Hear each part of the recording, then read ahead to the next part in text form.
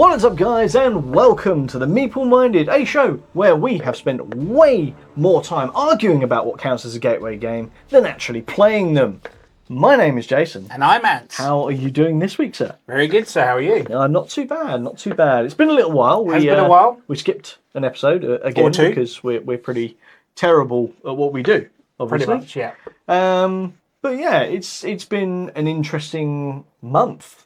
Since we last sat down. How things been? All right. Yeah. Not been playing as much, but missing Essen as well was another thing. So don't remind me, dude. Don't remind me. Do you know what? I know we said we weren't all that bothered about missing it, but actually, like, once it had started, I kind of I was feeling it. Yeah. I was feeling it. But I've managed to get a couple of games from Essen, courtesy of Simon, so thank you very much, Simon. And we've actually played those games, so I won't say what they were because they might be part of your games that you've been playing these past couple of weeks. But yeah, so we're back. We're going to do a top 5 today, and we're looking at 5 alternative games that tick that gateway box, that being accessible, fun, and still there's enough meat to keep us engaged while hopefully assisting in getting new players into the hobby that we love so much. So before we get to that, let's go to the Meeple menu and see what we're serving up this week. First up, the setup phase, where we dive into the latest board game news and rumours that we think you need to know. Then it's time for a little bit of Meeple Moments, where we share what we have been playing very recently. And finally, as I mentioned, cardboard countdown for this week as we talk about our top 5 alternative gateway games.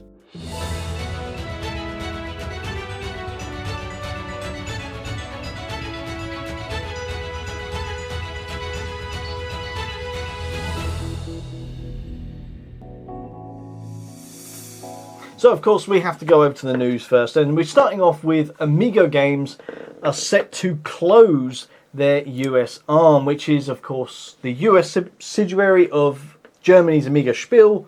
And yeah, they've announced that they're going to be shutting operations at the end of 2025, meaning that they are going to be the latest casualty to the board game industry. And, you know, they've cited a variety of different reasons, but of course an unsustainable cost base in the US market amid tariffs and distribution pressures. This marks a significant blow for the company known for lightweight, fun and family games like Six Nimmt, Bonanza. It also raises a few questions as to whether gateway games can actually survive in this upcoming, I guess, economic climate in the US as it currently stands, wasn't it? Yeah. So it's not good. No. Even the last time we did a news update was another studio closing. It was, yeah. Now this is another one. Can we try and get through one without a studio closing, please? Exactly. It's really, really worrying, and especially when it's something like this, because, you know, Ludonort was bad, hobby games, you know, and all that kind of stuff, and I'm glad they're going out on their own terms, and much the same as in this instance. But it is a troubling one, because yeah, those gateway and lightweight games that come from them are going to be big at getting people into the hobby. So while I'm sure there are others out there, how many more are we going to lose over the next few years? Now, we're not a political podcast. We don't even live in the States, so we can't actually comment on what's going on over there. But it really does seem that these tariff issues are now starting to really cause a bit of a problem. Yeah. Yeah. What do you think? It's a point where this is getting absolutely ridiculous now, and is it going to be a point where the board game industry is going to be completely gone by all this? It's just, I mean, let's hope not. For crying out loud, it's our hobby at the end of the day, but yeah.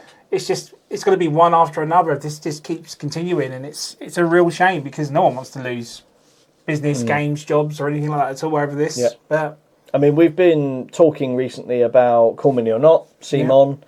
You know, they're selling out IPs left, right, and centre to try and stay in business. And you know, there's quite a few people, including myself now, that are sitting here going, if they see out 2025, I will eat my hat. Yeah. You know, they're getting to that point. They've got next to nothing left. You obviously let me know about, was it Cthulhu Death May Die? Yeah. Is now gone. It's Asmodee part has of that now. Asmodee. Yeah. And Asmodee seem to be picking up a lot of their IPs, which is great. It means they're going to be around. But, you know, how long until we end up doing an episode and saying It's finally happened. the inevitable has happened, call me or not, Simon Games has shut up shop. I mean, I appreciate that they're doing all they can to try and stay afloat, but I think it's pretty much inevitable, isn't it? Like you said, you're pretty much just waiting for that news to come through now. Yeah, exactly. But hopefully their games will live on with a different company, so it's not all doom and gloom. But is that the same situation with this company? Are they passing it on to someone else, or is that just... Well, by the sounds of it, a lot of the games are going to be available through Hasbro, I think it was, without, off the top of my head. But it basically looks like it's going to go down to maybe being a licensing thing. Right. Like they'll be available if people want to pay the license to import them and manufacture them and what have you. So, sad times. Amigo's US arm, I will state that. The German one is safe. That one is staying, but the US arm of Amigo is gone. Or going. So the next one, and is one that I think you'll be interested in, because Netflix has officially secured the rights to produce a Catan-based film and TV adaptations. And they plan to do both scripted stories and family adventure films based on the iconic trading and settlement game. The early rumours suggest it's going to be somewhere between The Witcher and the Lego Movie, which is a combination nobody really saw coming. But this is a massive moment for the tabletop visibility in the mainstream media. Netflix, they greenlight pretty much everything there is under the sun. And usually keep it under the sun for ages exactly, until they notice it. But yeah, it looks like we're going to get upwards of 1 to 3 different Catan adaptations brought out. They have mentioned a live action, they've mentioned animation, and they've mentioned story driven. Catan. Yeah. I mean, visibility is great, why right? I say on Catan, it's like, I couldn't care less, I'll be honest with you. I'm not a fan of Catan, but, I mean, I'm the movie guy, so it's interesting, but like you said with Netflix have bought multiple video game rights. Yeah, and course, have said for donkey's years now that they will make a movie and still nothing's come of it. So I'm going to take this with a pinch of salt on this. I mean, it's big news because it's board games. I will go see a board game movie any day. Battleship, Dungeons and Dragons, whatever. Name it, I'll go. Yeah. But Catan, I can honestly say I'm not really going to be like first in line for this one. I mean, yeah, I completely agree with that one. And I have to step in and say here that Catan story driven, that's not something I can really understand. How do you do that? When I think of story driven, I don't think of Catan. No. Like, there is not really an underlying story to the game. But I'm interested to see what they do with it. It's always good to see board games in the mainstream. You've got the likes of Henry Cavill doing the 40k stuff. Which is bringing, again, it's tabletop gaming to the front line, to people that may not know about it, that might be sort of on the fence about trying it. So I'm all for these new things, but I'm wondering whether this is just in reaction to the fact that we were getting that live-action Monopoly movie that was announced months ago. Another thing we don't need, but hey. Exactly. But yeah, mainstream media for board games, I'm all up for it. I just kind of wish it wasn't Catan. Of all the, I'd go see Heat the movie. Oh, 100%. Come on. 100%. They all had to be Catan, didn't it? So. But yeah, another gateway game. Another gateway game. It's amazing how we decided to do a gateway game and episode. it's all gateway game. And it's all gateway game news. So yeah, there you go. So for our third news story, it's not going to be about gateway games, but this one is going to be about the Game Manufacturers Association, otherwise known as GAMA, as they unveiled a bold 10-year strategic plan to become the epicenter of global tabletop gaming. That's all some very big, scary words there. But they announced earlier this month that the initiative includes a major rebrand, global expansion of membership, and diversification beyond hobby games into mass market categories. in essence, hobby board games are going big. Interesting, right? We have some good news. We have Catan going to Netflix. We have some companies closing down US divisions, and we have Gamma coming, seemingly trying to come in on a white horse to save the day. But yeah, for those of you that don't know what Gamma is, it's kind of, it is a business that's all about growing the gaming industry, and they've been around for quite some time, but they never really seem to do anything. And that's not me speaking ill of them. It's just, it's not my wheelhouse. But I believe when the tariff things started coming in, Gamma really pulled their finger out and got a lot of the companies that are under their belt together to try and fight what was happening. But yeah, this is an interesting one because there's some big words involved there. But the key bit to take from that is board games are going big.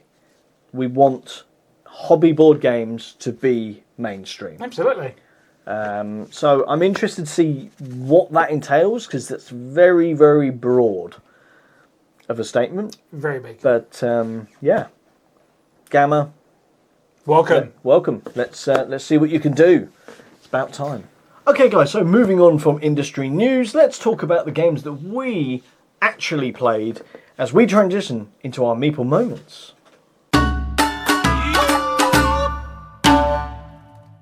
So, Anne, have you been playing some games recently? We played a game last week at the club. We did, yes, yeah. Simon had come back from Essen Spiel doing his demo in for Mighty Boards games. Yeah. And we played a prototype of a game that will be coming to Kickstarter, I believe he said in February next year. Can't remember what it's called though, something to do with gods. Let's have a look. So I probably logged For the Gods. Somewhere. Yes, For the Gods. That's the one. And I successfully didn't manage to log that play, which is... But you did actually win. Me. I did win. You did win. I must log that. You did win. I was second. I must log that. I remember that. But yeah, For the Gods is one of those ones where obviously it's based around Greek mythology, wasn't it? And you are basically... Think of it as like Foundations of Rome in a way, but with pillars instead of buildings. And if you get your pillars up to a certain height, you can call upon the gods and use them to do secret powers, stuff going against other players. And you're basically just you're trying to gain islands on the map, wasn't it? And whoever has the tallest pillar out of all them wins the points of the map, of part of the map and stuff. Yeah.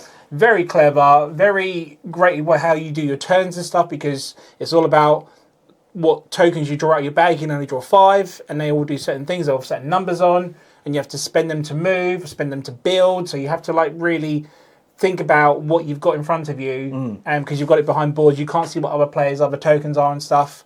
But I actually really, really enjoyed it. It was one where, because it's a prototype, it's not very eye-catching, if you will. No. Everything is just very bland, and the colours are just as they are at the time.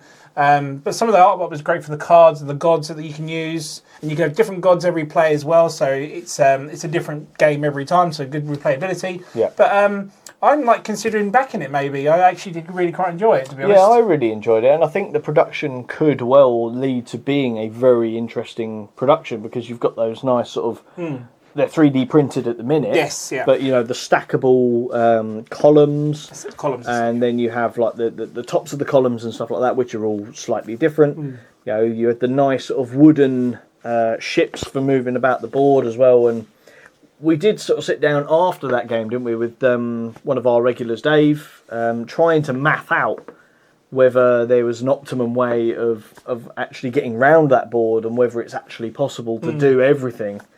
To which so far we've come a blank. There doesn't seem to be a way of doing that, but obviously they're not finalised. What we was playing, it's still going to be out for a while yet. And so this just a prototype. Who was it from? Was it Mighty Boards? It was Mighty Boards. I did log the play, and I will correct us. It was not me that won. It was Simon. That's actually won the game. Sorry, Simon, it was you. So Simon, congratulations, you won. And I'm being honest. It does say you won.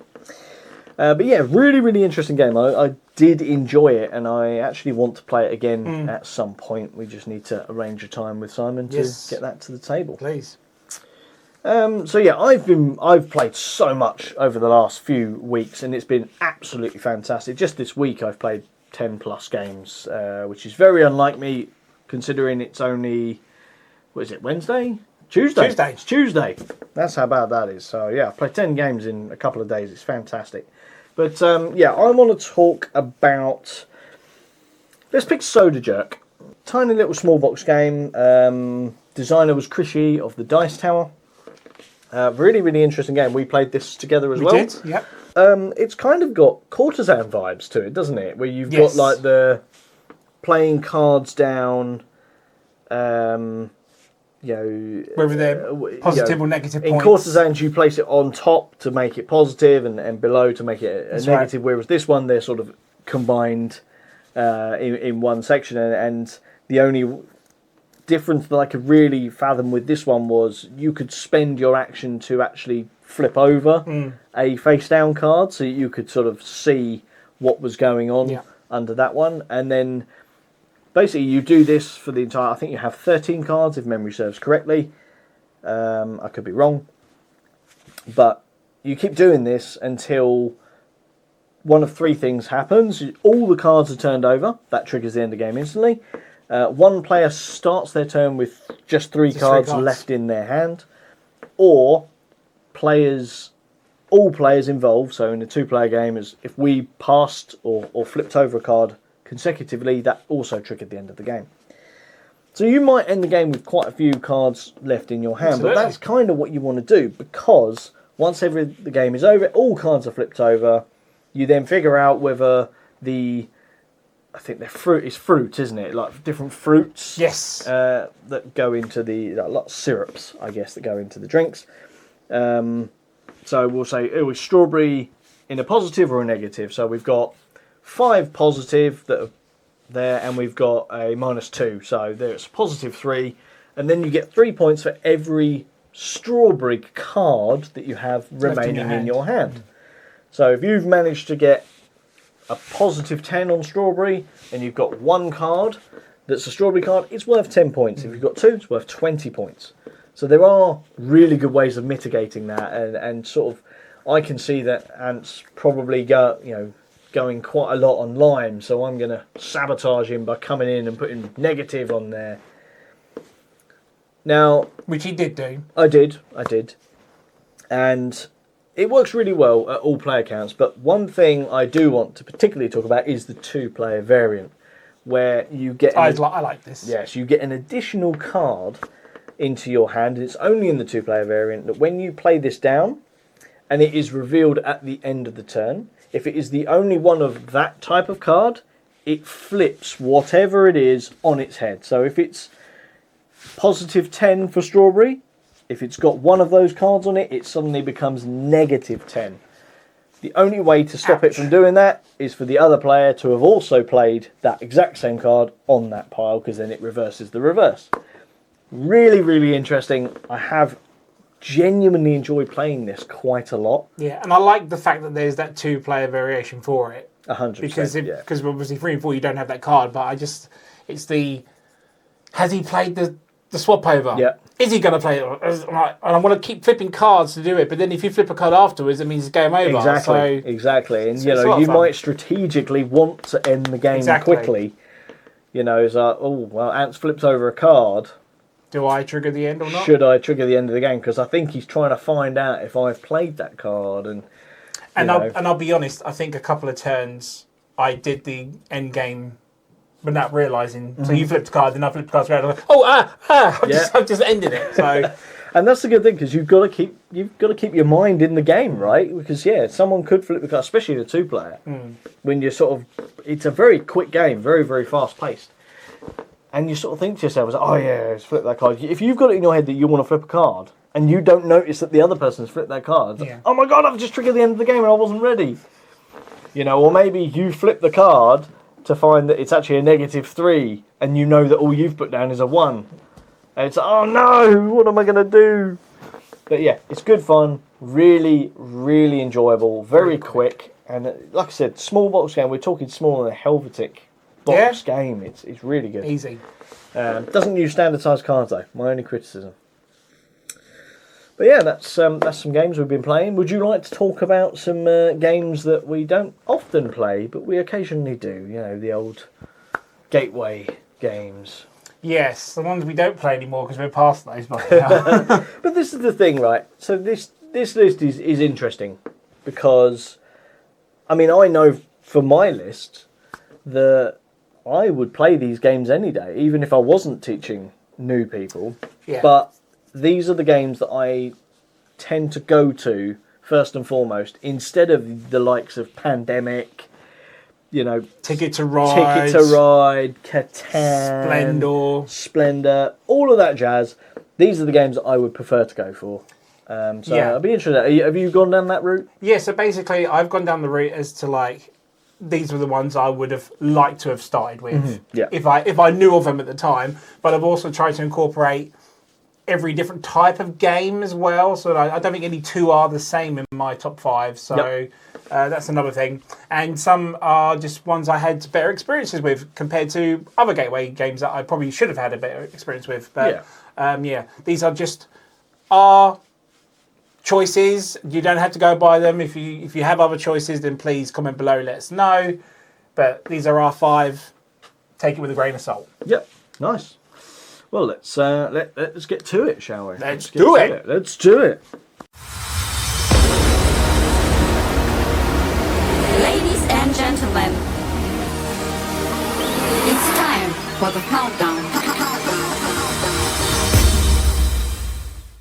Okay, guys, so let's start with our number 5s. Now, I will say these are in no particular order. For me, these are just the games It's I the like point to of go a for. top 5, Jason. It's meant to be in order. I get that, but you know, it's one of those things. It depends on the group I'm playing with as Fair to enough. which one of these I would go for. Mine's in order. Okay, fair enough. Fair enough.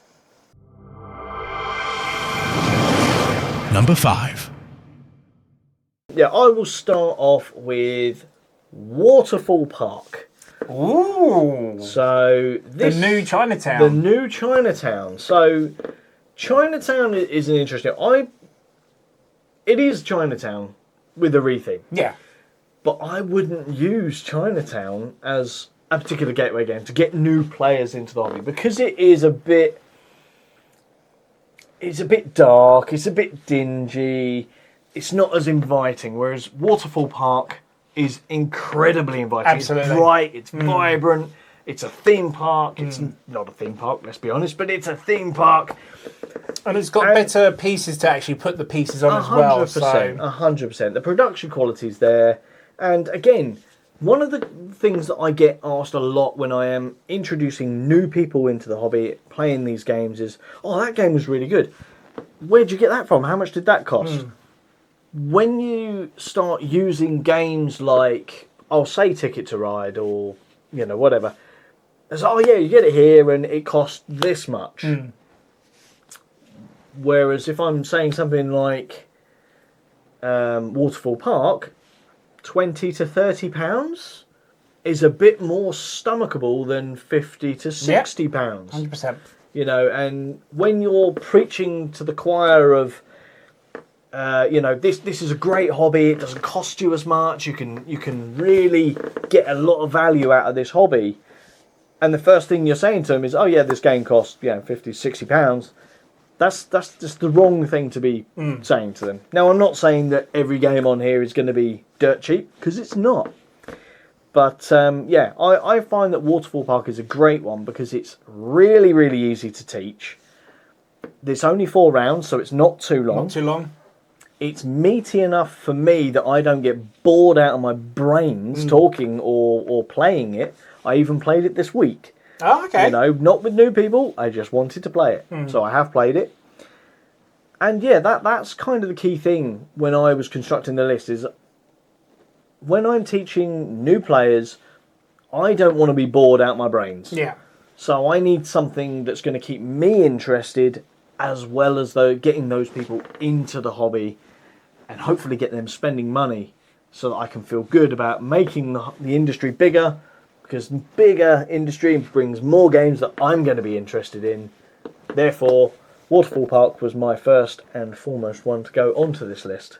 because it was what I thought of instantly when you suggested this topic. Was boom, number 1. Very, very good pick because, again, it's like you said, it's an updated Chinatown. We love Chinatown, but when you said that was the basis of it, I was just like, I was sold straight away. I just knew I was going to love it before I even played it because, like I said, the reskin of such a great game, it was like, it was a no-brainer. But as an alternative gateway, that's actually a pretty good choice because you're interacting with the other players, you're bartering and bidding and stuff like that. So I think that's one of the key things of gateway games is interaction with other players and stuff. So and like I said, we're at the start of this. Like a lot of these are dependent on the group that I'm essentially playing with.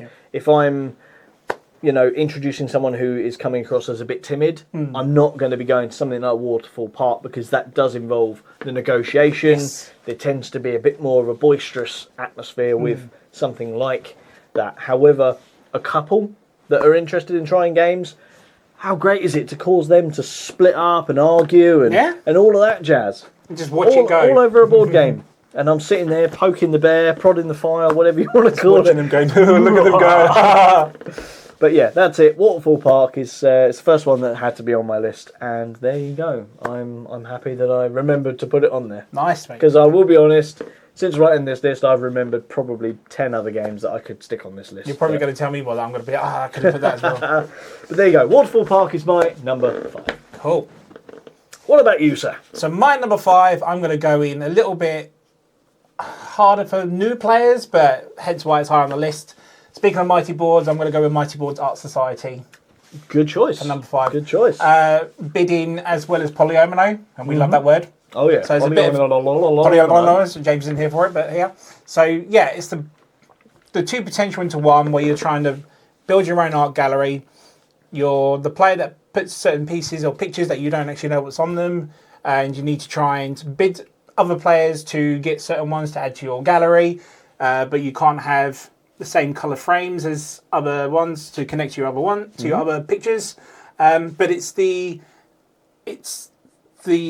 art itself. The pieces are very detailed. Like every bit of art in the actual gallery is like a mock-up of a real bit of artist, isn't it? Yeah. And when you connect it to other pieces, you can get bonus pieces to make it fill up even quicker. If you get it in your line of sight, you get extra points. So it all depends on how you're doing it because you're building from outwards, from where your paintings are. But everything is just so nicely detailed. Your bidding cards are literally like if you would have be at a bidded auction, you'd put your little thing up and go, that's my bidding stuff. Yeah. Just, it's so easy and it's so like, it's only 20 cards, numbered 1 to 20. So if I've spent my 20 at the start, everyone knows my highest card's gone. So it's just a case of what is everyone else doing, because I really want that small one just to fit this tiny piece here. And if I'm not, and I'm left with a big one, that means my other guy's got to hold it for me until I get another one that can actually fit. And if it happens a second time, it's game over. It's so much fun, but so nerve-wracking at the same time. And I love just the bidding aspect to it as well.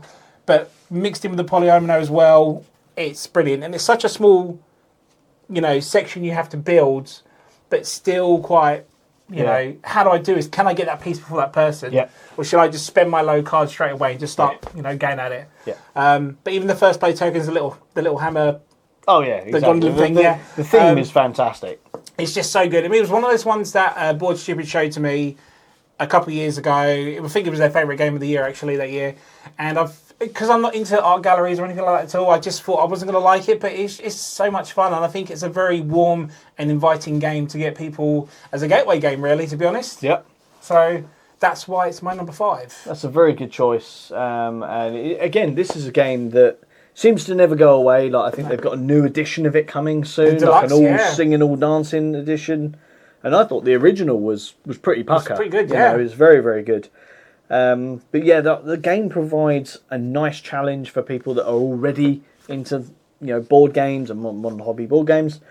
With, as you said, with the polyomino side of things, but it's rather than being tetromino pieces, it's just standard pieces. Standard pieces, yeah. But then you've got the restrictions. This can't go next to this one because they've got the same frame.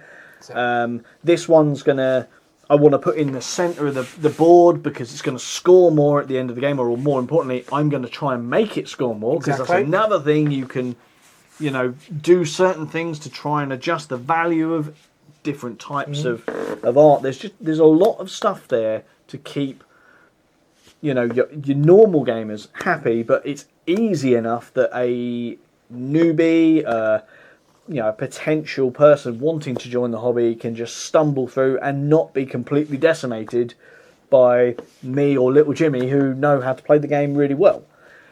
And I think that's how I play that game, to be honest. I just stumble through it. I'm terrible at the you know, at winning the bids, so I tend to nearly always lose the bids and have to get the dregs of what's left. And have a backup plan, yeah. And then it's like, right, okay, I'll make the best of a bad situation that I have here and go for it from there. But it's a really, really fun game. Again, it's not a particularly expensive game. £25, I think it is. Yeah, Something like that, yeah, so something like that. good. It's not an expensive game. It's still readily available, which is another huge plus. And if you really enjoy the game, like I said, the all singing, all dancing one is coming. And if you pay enough, you can even have your own artwork in it. So yeah, so don't really be swayed good by choice. the theme. You'll enjoy it. 100%. Really good choice, sir. Number 4. Okay, so I'm going to come in with my next one. This is a game that I have talked about previously here on the show, and it's a game that I absolutely love, and we're going to stick with a polyomino style game. And I've already mentioned the word tetromino, so I'm going to say tetromino again because I'm talking about Project L. Oh, okay. So Project L is, you kind of want to say Tetris. It is. Because it is Tetris, but with a little bit of difference, right? So in Project L, you have a central display of it's dual layer cards. Yes. Yeah. Which you claim, and then you have to use tetromino pieces in order to fill them to then score the points. But you only start the game with 2 tetromino pieces, a small square and a small 2-piece rectangle. So how do you get more? Well, that's also done by those cards in the centre. So you're going to be starting the game by taking the easiest ones to complete. Okay, this one's not giving me any points, but it is going to give me another tetromino piece. And this tetromino piece could be a big square, it could be a 5 rectangle, it could be an L, it could be a Z. All these different shapes, which will then help you to complete the bigger and harder puzzles. And it's just fun. It's fun. You've got the bright acrylic tiles. Again, they're very nice. It's quite a clean theme, isn't it? Because it's just black and white, really, for the boards. But the dual layer boards makes it though. Oh, because if they weren't that, then I wouldn't love like that yeah, game. exactly. To be honest with you. Yeah, if it was just a piece of cardstock, it wouldn't work as well. But yeah, you've got the black and white sort of really nice, modern, clean look of the boards. But then you bring the bright vibrancy of those tetromino pieces, and they just make the game pop. And again, if they were bland that go with the cards, like just black and white pieces, then again, it just wouldn't have that same effect as normal. Yeah. But I just love the simplicity of the 4 turns as well. Yeah. Is it 4 turns or 3 turns? I think you get three actions. Might be 3 actions. Yeah. I think it's 3 or 4 actions per turn, and the game carries on until I think it's all of the black tiles, which are the bigger, harder tiles to complete, are gone. As soon as that happens, game ends. Tally up your points that you've got on those cards. Whoever has the most points wins. It's quite a simple thing to explain. It's like, yeah, you want to complete puzzles by filling these things with tetromino pieces. You want to go for these ones that have got the 4 and 5 points. They're going to get you the most at the end. But ultimately, if you do 20 of these 1-point ones, and I do 4 of these 5-point ones, you've done just as well as I have. Yeah. But I've had to work probably a lot harder to be able to do that, because I've got to have more pieces in order to fill those things. So, or spend turns to upgrade those pieces. Exactly. So again, this one ticks so many boxes for me because it's easy to teach, easy to understand, very cheap to buy, good production quality, and most importantly, it is a game that I will happily play time and time again because there's enough of a thought thing there where I'm engaged in completing the puzzle. Yet it's easy enough for someone to stumble through going, okay, well, I'll just take that that piece there, or I'll upgrade this piece here, and oh look, I've managed to complete this. It's not hard to understand. Very much enjoyed by a lot of people, and instantly that recognition of, oh, it's Tetris. Sold. Anyone loves Tetris. And yeah, I'm not going to lie, the downside to this game is you get the Tetris music in your head for the next 4 days. This is true. I definitely get it when I play it. Probably because I play it on the computer. But On repeat. On repeat. But yeah, there you go. Project L is my number 4. What about you, sir? What is your number 4? So my number 4, I've put it on the list, but I think it is so popular now, I think it's going to be a gateway game anytime soon. So I'm not quite sure if you're going to qualify this one or not. But my number 4 is Cascadia. That's fair. I thought about Cascadia. Yep. Cascadia, tile laying, dudes on a mappy type deal. Exactly, like area control, but you're basically picking tiles and little tokens to place certain things in certain areas. And what it is, you essentially have different types of cards, and they will tell you how to score points with bears, foxes, eagles, and salmons.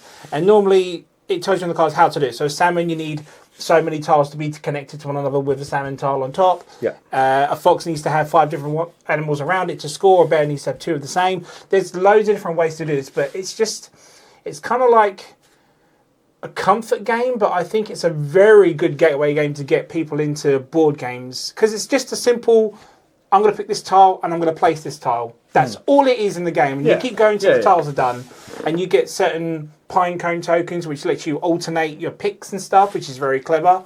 But yeah, it's just, there's so much replayability to it. It's very colourful. It's very inviting. I think I've played this once with my brother-in-law years ago. I think when this first came out, about 2022, so it's 3 years ago. I've not played it with him since. I don't own it anymore. But he always asks about that game. Yeah. Every time. He's obviously got fond memories of it. Exactly, because he's obviously really enjoyed it, and it was one of the first games I showed and played them to in the first place. And I think because of that experience, I'm thinking that probably would be a very good gateway game to use. Yeah. So, again, you can have different scoring cards for every game, so there's loads of replayability for it and stuff. It has an expansion now. It has a roll and write version of it, so there's multiple versions of Cascadia. But I would play this anytime. It's a shame I don't own it anymore, but I really do enjoy it. And I think it would make a great game to get people into the hobby, to be honest.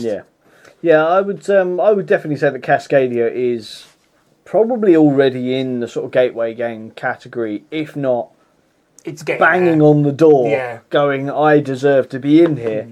But yeah, I think Cascadia is definitely light enough that a lot of people will have used this to be an introduction into a lot of people. I know a few people that have taken things like Cascadia to their workplace to play with their colleagues who have never played games before. So therefore, it is definitely a gateway game.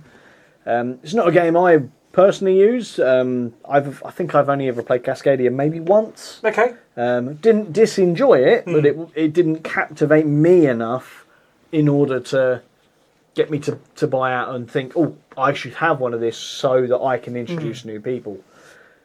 That being said, I've got a multitude of games to do with animals and stuff that anyway, I can go to. I've got a multitude of things with regards to the theme of animals. So, and not only that, I know enough people that have got it to go. Yeah, absolutely. Oh, do you know what? This group really would suit Cascadia. I better just borrow it from A, B, C, D, or E people to do that. And it's quite very popular because it's 100%. It's done by a person who was known for that now, and every time a new game comes out, it's like, oh, it's from the creator of Cascadia now. Oh and yeah, stuff. exactly.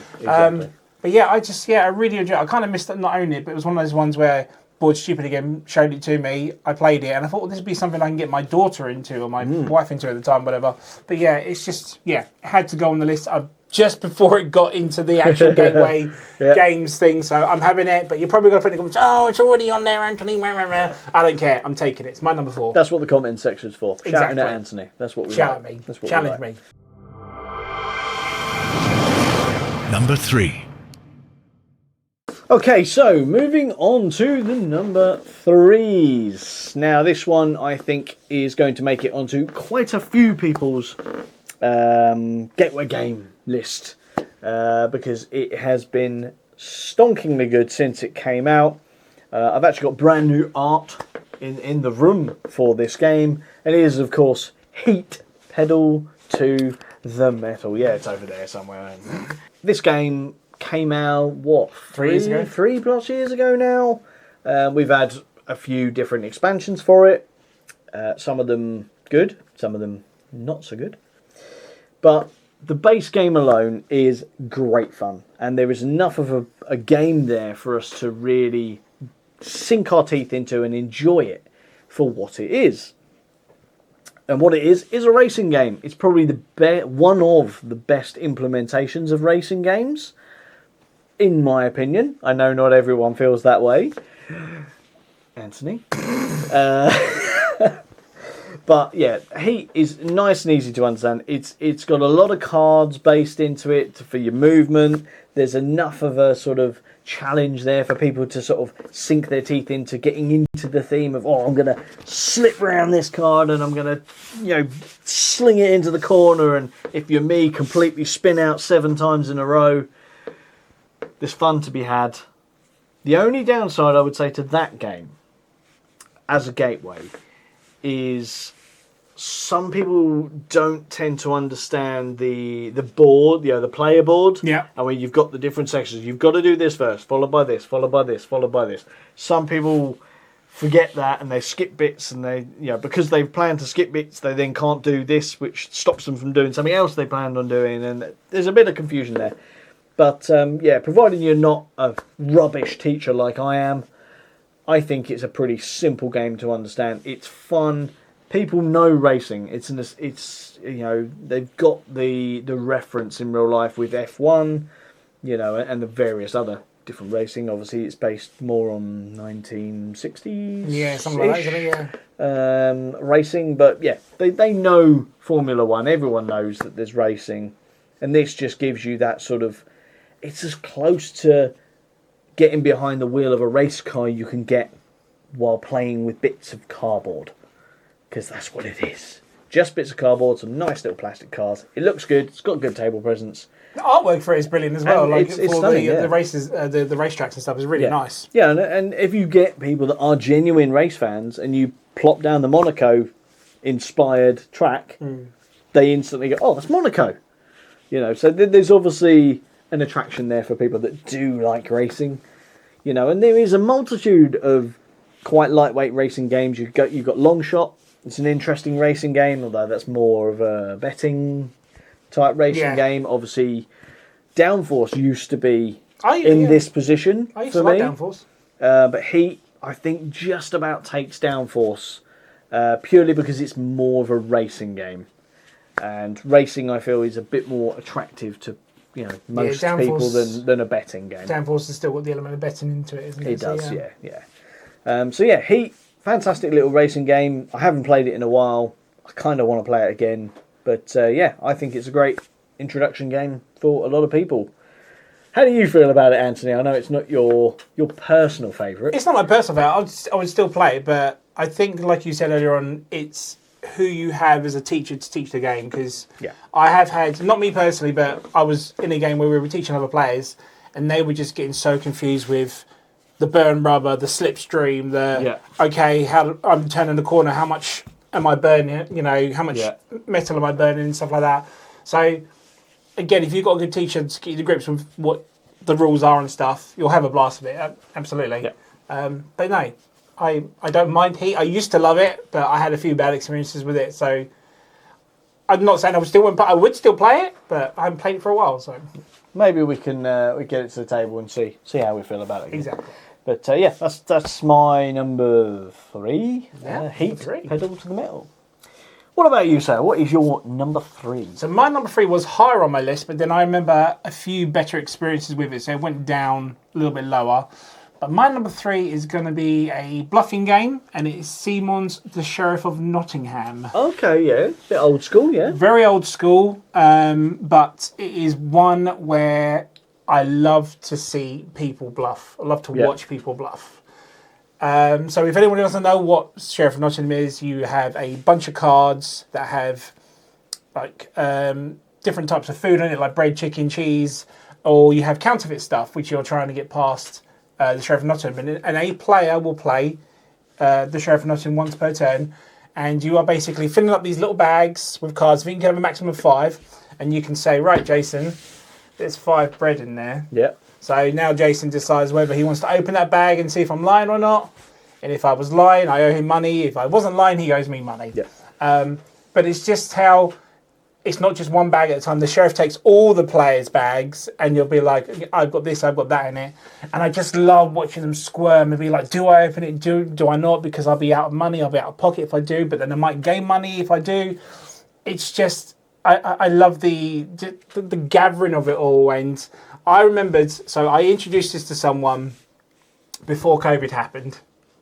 Yeah. And then we had a whole year or so or more where he was dying to play it again, but he couldn't play it again because we were all locked away in our houses at the time and stuff. And the first thing he said when I met up back with him was like, right, Sheriff of Nottingham, it's happening, let's do this.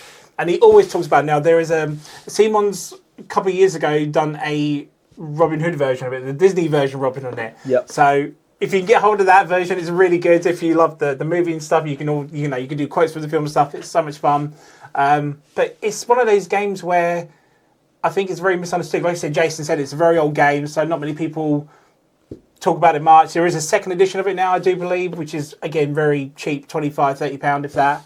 But if you want a good interactive fun with a bunch of people and trying to get them into board games, it's easy. It's easy to learn. It's easy to teach. It's easy to set up. Just have a blast of it. Yeah. A lot of fun. Very my good. number 3. Very good shout. I mean, I haven't played Sheriff of Nottingham in years at this point. A really, really good fun game. Again, I think that game, 100%, it's definitely usable as a gateway game, right? Again, I think it's very situational. Yeah. If you've got people, like I said earlier, if a little bit timid, a bluffing game, may not be suitable. But again, if you've got the right group, that game would work wonders as a gateway game because you can have good fun with it.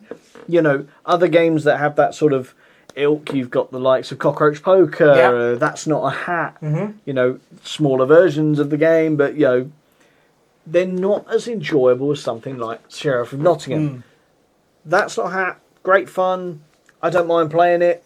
I'd play Sheriff of Nottingham over it any day, purely because it's got more for me. It's got more meat on its bones that I'm going to be interested. It's going to keep me interested in, as well as being light enough for those new players. Which I think we've proven already that that's the key thing we've got going on here. Is these games need to be good to get people in the hobby, but they also need to be good for the people that are already in it. Yeah.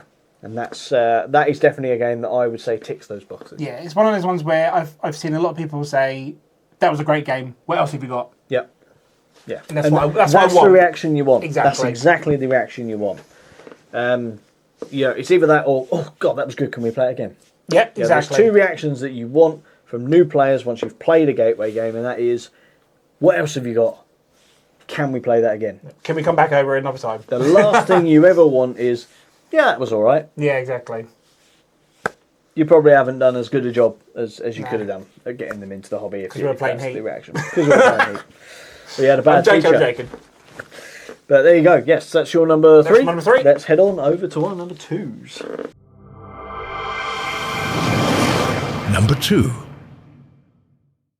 Okay, so for my number 2, I'm having a quick little look at my list here, and I have decided that I'm actually going to go with one of my partner's games on this one.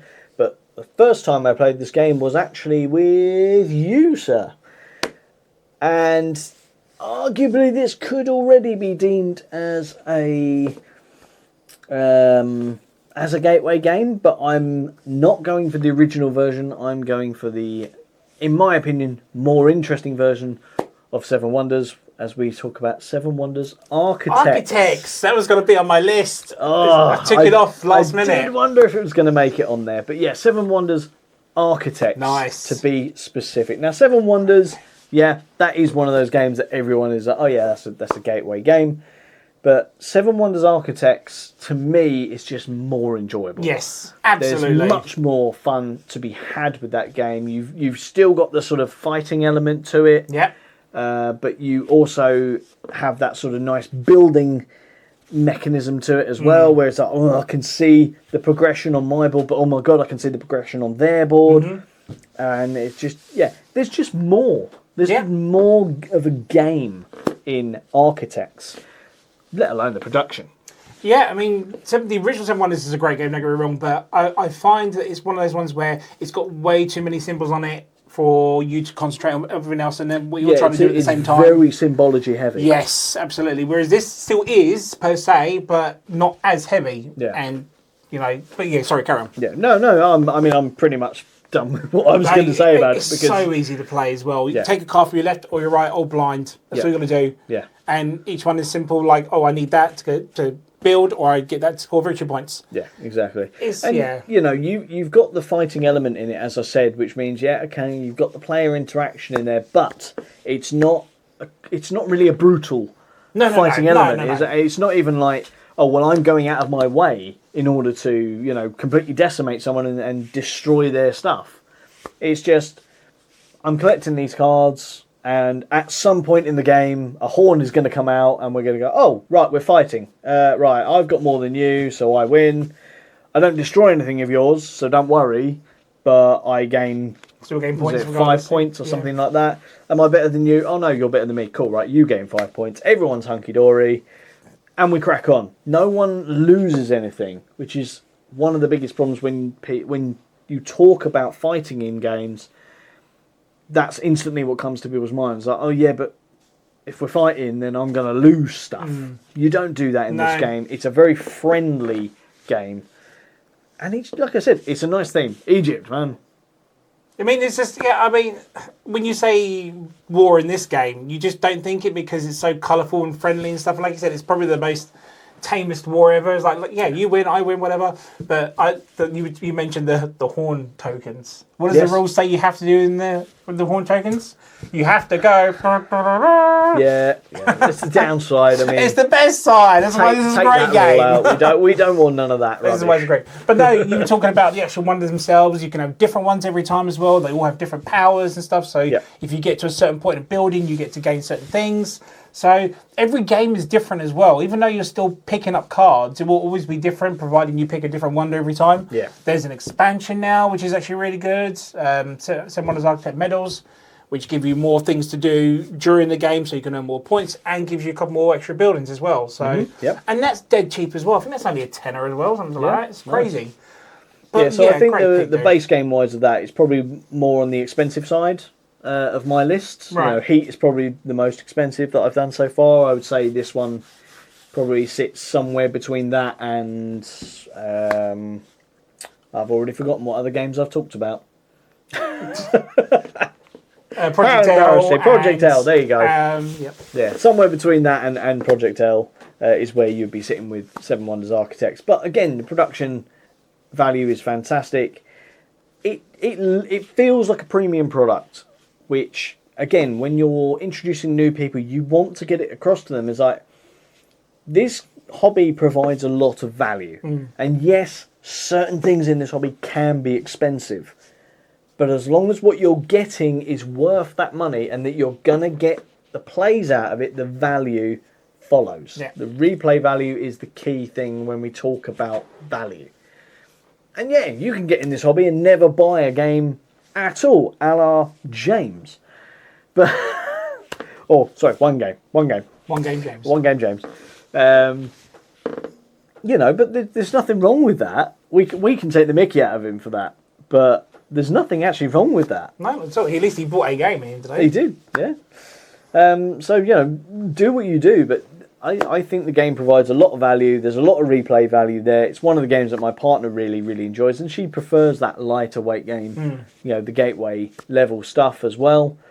And I think it works quite nicely. I want to put in a caveat here as well and say that I was very close to putting 7 Wonders Duel in at this point. I think that's actually a gateway game now, isn't it? Yeah, pretty much, yeah. But, more specifically the Lord of the Rings one. But again, that's very, very specific with who you're playing that with. Architects took its spot. because Architects just caters for a few more extra people. Because people will be put off of Lord of the Rings. Seven Wonders, in general, is just generally a nice open theme. So, yeah, there you go. Seven Wonders, Architects is my number 2. Nice pick, sir. Very nice pick. What about you, sir? What have you got for us at number 2? So my number 2 was very, very close to being number 1. Ooh, and I have okay. kind of technically 2, but we'll see where this goes. All right. So my number 2 was my introduction to worker placement games. Okay. We've mentioned it on a previous episode before, so I'm going to mention it again very quickly. If you can get past the theme, you'll love it and enjoy it, but it is Dungeons & Dragons Lords of Waterdeep. Okay, yep. Again, like I said, it's a Dungeons & Dragons game, but it's not a Dungeons & Dragons game, if that makes any sense. Dungeons & Dragons is a very RPG-heavy element, whereas this is a worker placement game, and it's probably the most easiest and nicest way to get into worker placements. I have loads of worker placements because they're one of my favourite games of all time, but I think this is the one that I would always introduce to people first before I show them the other ones. Simply because it is a case of you are dealt a couple of quests that require certain coloured cubes that are on the board, and each colour of the cube represents something like a wizard, a warlord, a soldier, something like that. And you might need so many of these cubes to actually defeat a quest. So you take 2 of your meeples on a board and you place them on certain areas to gain materials, cubes, diamonds for extra victory points, or you can get to build buildings around the edge of the board. And these buildings will either gain you something, or they will gain another player something, but gain you something in return. And there are other little mechanics in here where you can get, what are they called now? Intrigue cards, I think they're called, and you can screw other players over at the same time, but you have to go on certain parts of the board to do it. But it's just how I stress out about this board, because it literally is like one place per person, apart from one area of the game. We can have a couple more, and I'm just like, oh, I really need to get there first, but it's his turn first. Do I go for the first player token first so I can be first next time? And I just remembered having such an amazing time with this game, and I was put off of it for years because it has Dungeons & Dragons written on it. Yeah. And then when Simon actually brought it to the table once and showed it how to play it and stuff, I was just like, what we said earlier, I need to play more of these. What else have you got? What else can I play this type of stuff? Yeah. And I have not gone back on worker placement since. I've obviously found better ones since then, in my opinion. But if I'm going to introduce any type of worker placement as a gateway game, this would be the one by far. So that's why I had to go on there. If I was going to bring a younger audience into worker placements, the other choice was going to be Flamecraft. Okay, yeah. Just because of the theme of it and how cuddly and cozy it is and stuff. But Lords of Waterdeep would have to go on there because I just feel like it would be better for players to get into it. Yeah, that's a good choice. I mean, I think I've played it maybe a couple of times. There's nothing bad about the game. I did enjoy it. It's just not the theme that I was all that particularly interested in. Again, though, this is a game that my partner absolutely loves. Oh, really?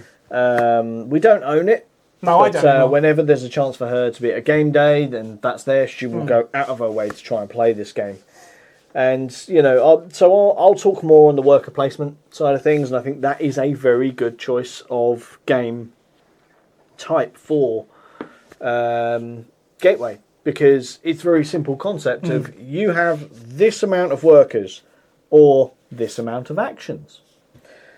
You put this somewhere on this board. Each one of these things on the board does a different thing. Pretty simple concept. Yep. I have these things that look like people. I put them on this space, and that space gives me stuff. Oh, cool, I've got stuff, and this space needs stuff, so I put a worker there, and stuff disappears and gives me more stuff. Yeah. It's a very simple concept for people to understand, and worker placement is really, you can stick any theme on a worker placement game, and there's enough out there. You know, Dinogenic's one of my favourite. Have you got a dinosaur fan that you like? You know, that they like Jurassic Park? Guess what? Dinogenic's. Perfect. Have you got someone who likes comics? Excellent. Age of Comics. Have you got someone who likes Indiana Jones? Indiana Jones. You've got, there's so many different things that worker placement works exceptionally well. And sticking D&D in there. It's a name that people understand, especially right now, where we're starting to get D&D films. We're getting celebrities coming out and going, oh yeah, I love playing Dungeons and Dragons. You know, it's a great theme. It is something that it's very easy to understand. People can get into the hobby easily by playing something like Lords of Waterdeep. Maybe its biggest downside is its appearance. It is a big board. It looks like there's a lot going on, but actually it's all visual. There's not actually that much to do on the board. So I guess the board just looks a bit busy with the image on it. But other than that, I can't say anything about the game bad or particularly good. But yeah, it's a great game. Great weight of game to get people in. Yeah, So. the downside to it is that I do believe it's out of print now. Okay. But there is Surprises me. Yeah, but there is a new version out of it, but it's not quite the same game. I think it's now Dungeons & Dragons Baldur's Gate or something like that.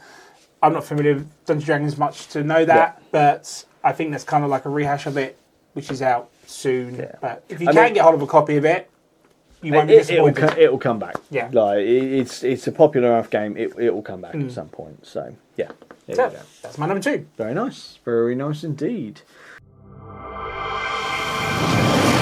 Number 1.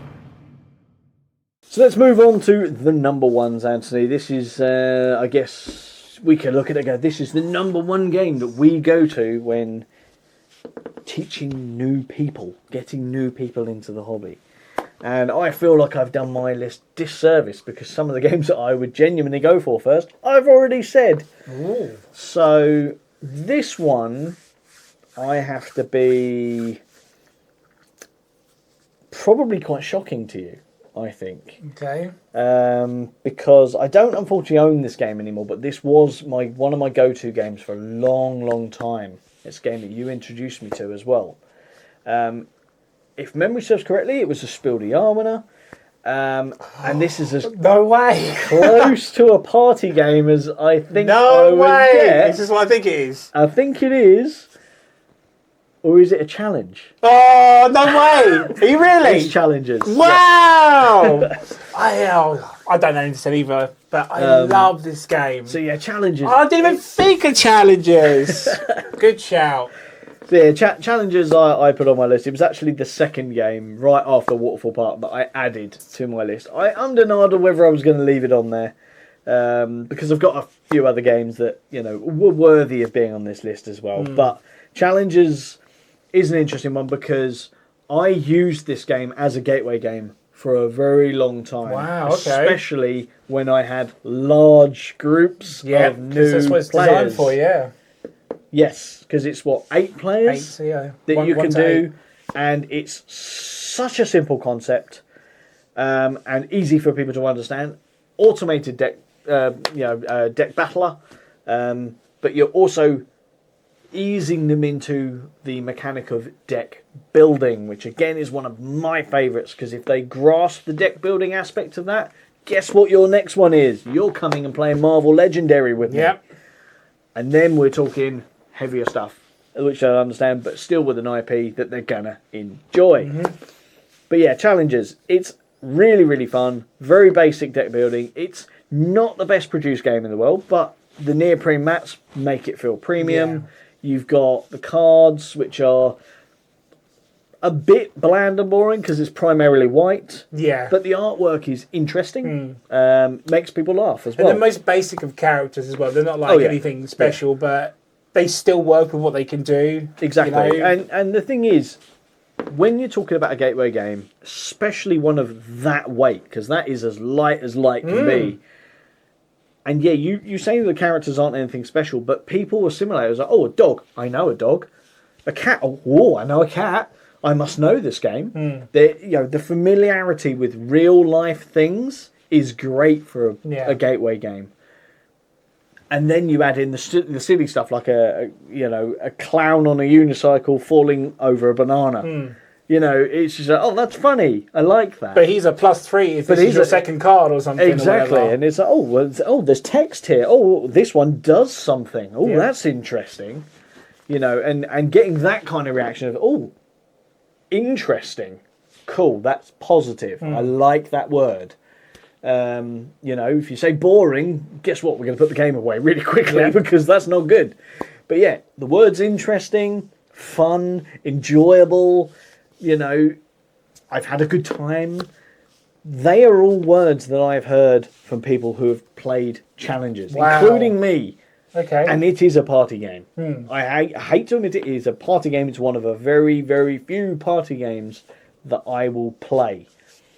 Like I said, unfortunately, I don't own it anymore, and that's purely because I don't run as many events now where I've got new people, new potential players. When we were at the comic shop, I used to introduce new people a lot. So my gateway level stuff has dwindled a bit because it's not needed as much.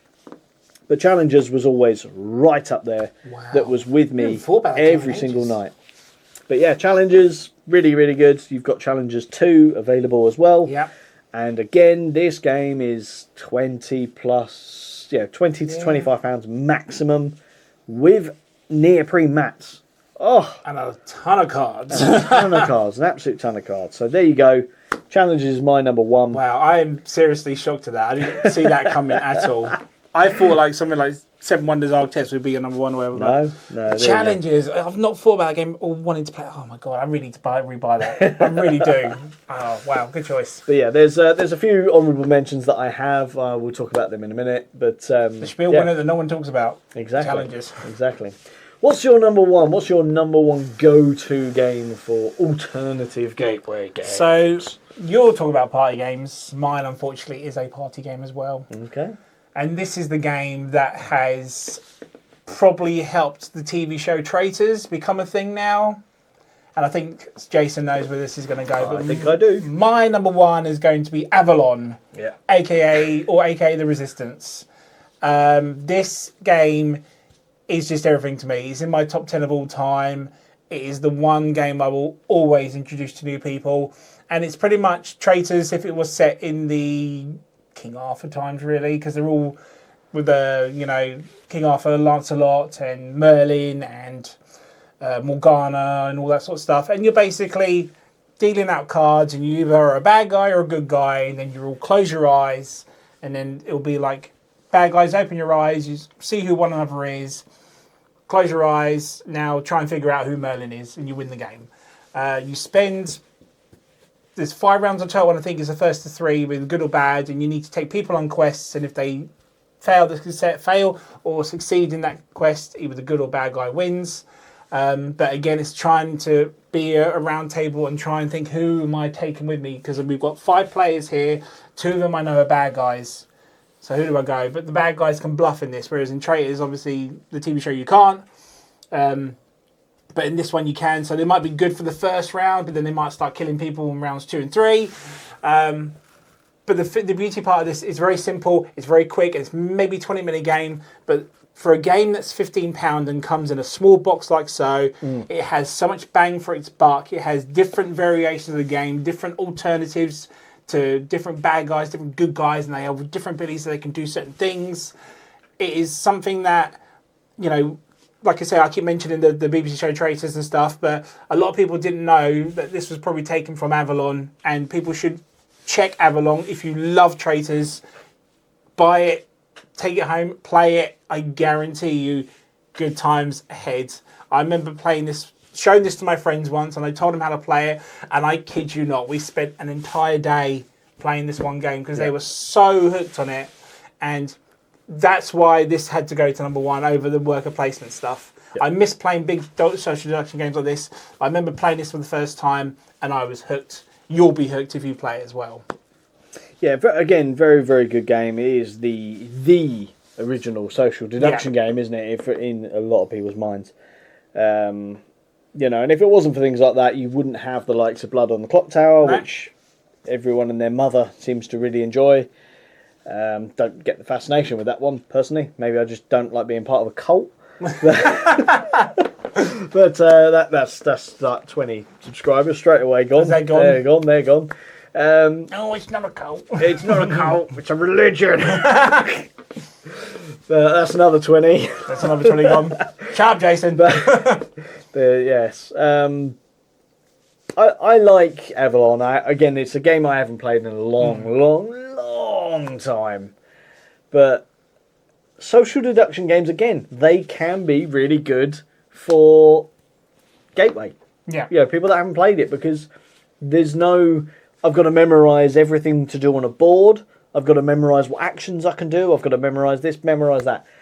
Social deduction games especially tend to not have as much to think about. You know, a lot of them, the likes of Secret Hitler, which is one I do not recommend as a Gateway game, purely on the theme. But, but generally Werewolf, that kind of stuff. Yeah, Is that Hell Hydra. Hell Hydra, pick your poison, what theme do you want? They have very little actions to try and remember what you want to do. And that it screams new players, and everyone can enjoy it, because those people that have played games before, they're heavily into the hobby. If you've got a big group with only one or two newbies in it, it's quite easy for those people that have played games to maybe flex them, their boisterous muscles that they want to flex, but focus more on the people that they know can take it. Yeah. Which makes it a good family game as well. Because you never want to get an adult, unless you're me, shouting at a child, telling them that they're wrong, when I know damn well that they're right. It's like, of course I'm evil, but you're wrong. But you're wrong. Great for families, because you can avoid that. You can make that decision to avoid it. Like I said, unless you're me, where you'll do everything you can to do exactly what you shouldn't be doing. But yeah, all joking aside, is a really, really good choice. Avalon is a classic at this point. And I think people have forgotten about it. Yeah. I think a lot of people have. And then they did a sequel to it. I believe it was called The Quest last year before.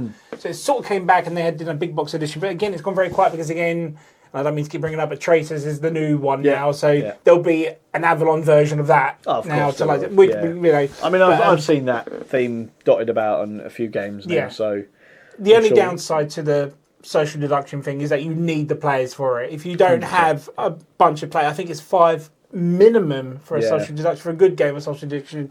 But yeah, anything less than that, don't even bother. Yeah. No, that's fair. Some very interesting games. No clashes. No clashes. I'm very surprised by that. But so that's 10 games, actually. 10 alternative games that you can use for Gateway players. Do you have any kind of honourable mentions? Because I know I've got a few. No, I don't, to be honest. I mean, you've mentioned a few during the episode, but I don't think I have, to be honest. Well, I'll list off a few. You might remember some. Now, I will cover a couple of games that would already be deemed as Gateway for a lot of people, but the likes of Azul, the original Azul, is a game that I use a lot to play with new players. Quite a few roll and writes, I think, work quite well. The likes of Gan Shon Clever, very easy to understand. You roll some dice, you pick a dice, you do what it says on your board. You've got games like Tower Up was another one a Gateway I wanted to mention, purely because I think it's probably close to Gateway Plus, if I'm being honest. But again, group dependent. I think it can work quite well, because it's a very easy theme, and it's short enough that if it all goes, arse over tit, we can end the game pretty quickly. Yeah, it's true. And this one, again, is very group dependent, but I had to put in Acropolis into this list. Now, like I said, very group dependent, so please don't play this with just anyone.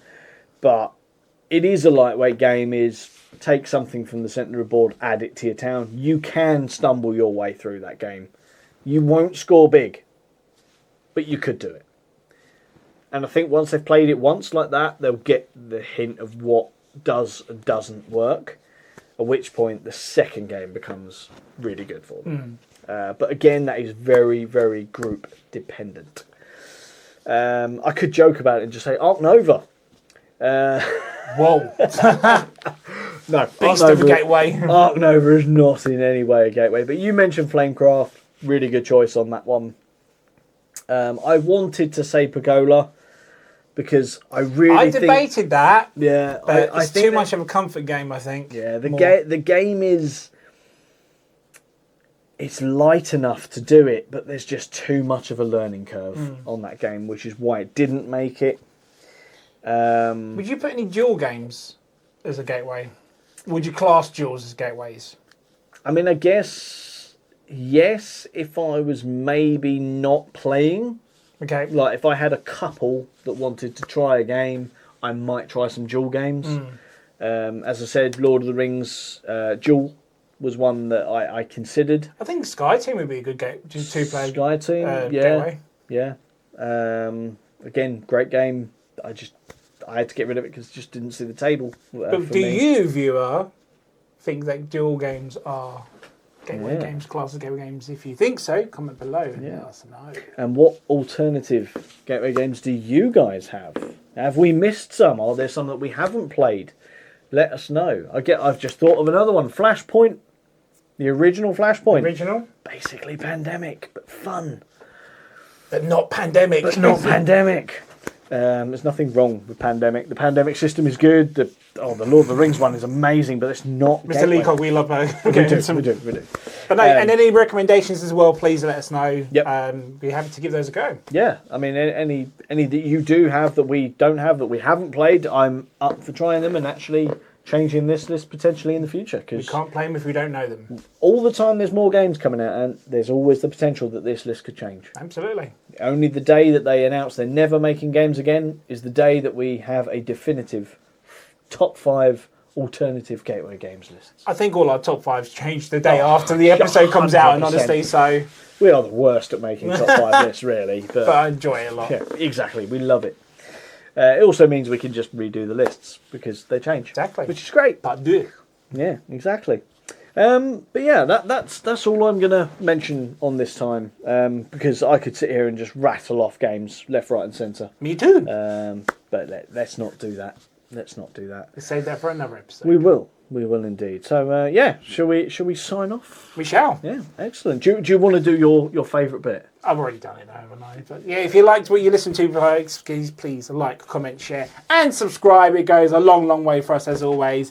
And any comments, please comment below. Let us know. Recommendations, your top 5s, just anything. Comment How much idiots we are. How much idiots we are, and why he's a rubbish game. But anyway. Or ask why James isn't on the episode. Maybe something. Just put a comment below. Definitely. So yeah, thank you very much for watching, guys, or listening. Of course, this will hopefully go out this weekend, providing I can pull my finger out and actually get it sorted. New setup on the cameras. I hope you like it. There will be some more changes happening over the coming weeks. But yeah, let us know on that as well. If you like it, what you do, what you don't. But other than that, till next time, I have been Jason. And I've been Ant. And you have been watching or listening to the Meeple Menu podcast. Join us next time for more tabletop gaming goodness. Ta-ta and goodbye.